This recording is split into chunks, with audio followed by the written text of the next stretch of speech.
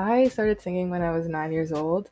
I was scrolling on YouTube one day and I saw this video of Willow Smith, and she had her music video for Whip My Hair. And I thought it was the coolest thing ever. She was young, she was having so much fun. And most importantly, I saw myself in her. I didn't see myself in a lot of people at the time, but when I saw her, I was like, okay, like this seems like something I can do, and it looks really, really, really fun. So ever since then, I've been singing and writing songs. In grade 7, I taught myself how to play guitar off of YouTube, and I got my Oh, so first cool. guitar from Toys R Us per my brother's recommendation. Humble beginnings, but no, that was an interesting time. But yeah, I've just been writing and performing ever since, and I recently just released my debut EP earlier this year. So that was really, really exciting. When you see people who look like you, especially as a young Black woman, you believe things are possible. When people are representative of who you are and how you look like, it just makes you believe that certain things that you once thought you couldn't do are now possible, right? So I think that applies with even other musicians and other people that I've seen, like Beyonce and India Ari. Just seeing them do so many incredible things as Black women, I believe now that it's possible for me. It's not impossible, right? So it's really important seeing yourself in people of positions that you'd Yeah. like to be in. Yeah, it really inspires you. So it's really hard, I think, especially in the age of social media, where everybody's always posting and it's very easy to compare yourself to people. It can be really hard to have a great self-esteem. So something I've been trying to do is kind of stay away from social media, and just going there when I want to post something or when I want to interact with some people, but not spending like 24 hours a day on it, because I don't think that's great. But I've also been like reading books too on self-help. I think that's really, really great resource. Trying to not be so hard on myself, because we're all at different stages in our lives, right? And it's very easy to compare our beginning to somebody's like middle, right? Like you don't know how long it took them to get there, and social media makes it seem like, we're all starting from the same place and they're just better than you or whatever. But it's definitely something I'm struggling with, but I know that taking breaks from social media has helped, and reading some books has been super, super helpful.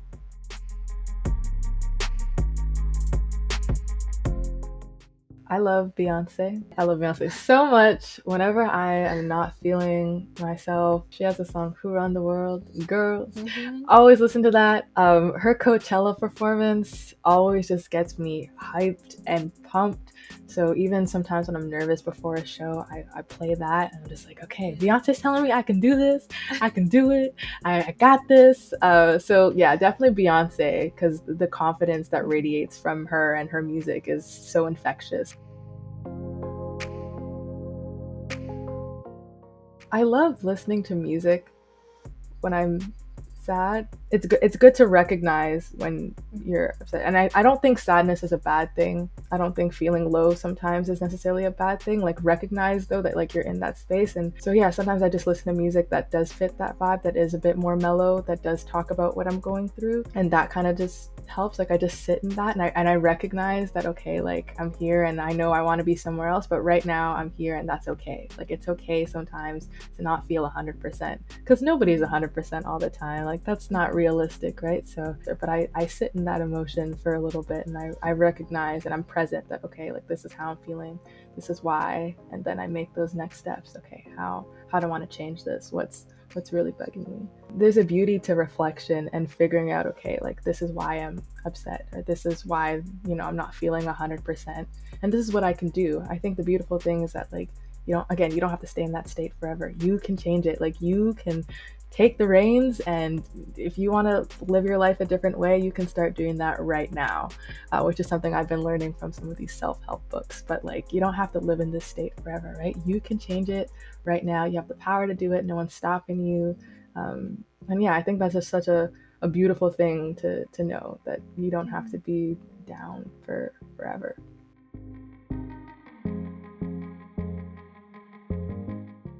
The song that speaks the most to it would be I Am Enough. It's a song on my EP. Basically, it's about, again, like when I was younger, there weren't I didn't have a lot of representation on TV or music, but when I did see like a Destiny's Child or a Tracy Chapman, I was like, okay, this is cool. Like, this is making me feel confident in my skin and myself, beautiful in my skin. I love it because they're loving it, so why shouldn't I? And so it just is like, thank you for showing me that I am enough in my skin, and being Black is something to be proud of. Yeah, I don't know. I just love the chorus because sometimes even though I don't feel like I am enough, like just saying it like helps. Like just having those affirmations is so powerful. So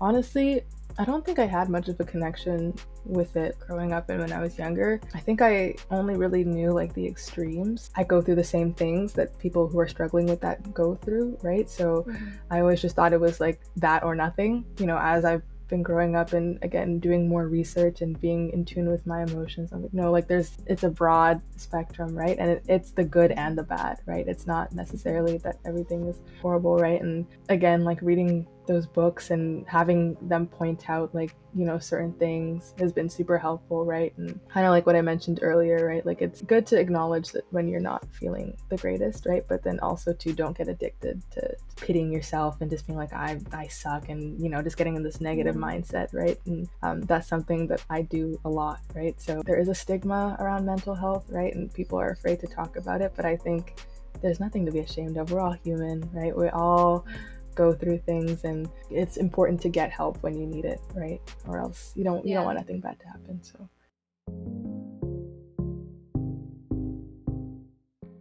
I think I would tell them, just don't be afraid of your emotions. Recognize, okay, like if you are feeling sad, art has this beautiful power to turn something negative and so gross and nasty into something beautiful. There's so many songs that have been written that have come from places of pain and from very low places, right? But it's the vulnerability and the honesty that really connects with people. So use your pain to fuel your art. As weird as that sounds, like it is so powerful. I think that's so great that art just can turn something so ugly in a sense into something so beautiful and something that people can find joy in.